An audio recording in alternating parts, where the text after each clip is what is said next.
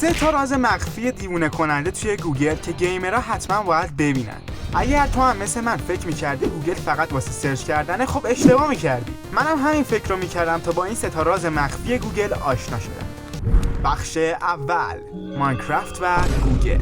گوگل به مناسبت تولد 15 سالگی ماینکرافت یه ایستر اگ عجیب گذاشته. کافیه سرچ کنیم ماینکرافت دانجنز یا هر نسخه دیگه از ماینکرافت مثل بدراک. خلاصه یه آیکون کوچیک ماینکرافت پایین صفحه میاد که اگر روش کلیک کنی خودت رو وسط دنیای بازی میبینی. با موس یا انگشت مبارکت میتونی شروع کنی به ماین کردن صفحه. حتی ممکنه موقع ماین کردن خودت رو وسط اند یا ندر پیدا کنی. برای خروج هم فقط کافیه روی زبدر بزنی تا یه کریپر بیاد. و بخش دوم، دلستافاس و گوگل. همونطور که گفتم واسه دومی فقط کافیه سرچ کنی دلستافاس. یه دکمه قرمز با لوگوی قارچ پایین صفحه می‌بینی. بزن روش و آلوده شدی به انگل کوردیسپس. هر بار کلیک کنی قارچ‌های بیشتری صفحه رو میگیرن. انگار که خودت داری همه‌گیری رو گسترش میدی. برای پاک کردنش هم فقط کافیه زبدر رو بزنی که تمیز بشه. این ایستر اگ دقیقاً موقع پخش قسمت دوم سریال فعال شد. بخش سوم، بازی‌های پنهان توی گوگل.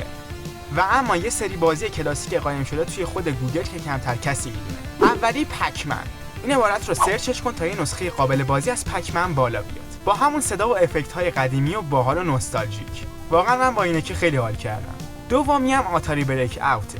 فقط باید همین عبارت یعنی آتاری بریک اوت رو سرچش کنی و از شکوندن آجرها و سروایو کردن لذت ببری. لازم هم نیست بگم لایک و سابسکرایب فراموش نشه. خدافظ.